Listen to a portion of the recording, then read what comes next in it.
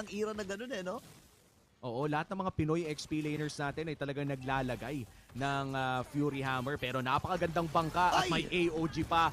Agarang bumagsak si Kami at hindi na makakatakas pa. Isa na ang bumagsak para sa Nightmare Esports at mukhang tapasok pa nga dito si Pluto. Matotod, final slash mukhang napalalim. Magkakatrade ata, Pluto goes down. Medyo napasobra sa pag-emote si Kuya mo, Pluto. Oo nga, uminit din, uminit. May mga pag-init na ginagawa dito, ang mga miyembro ng Virtus Pro.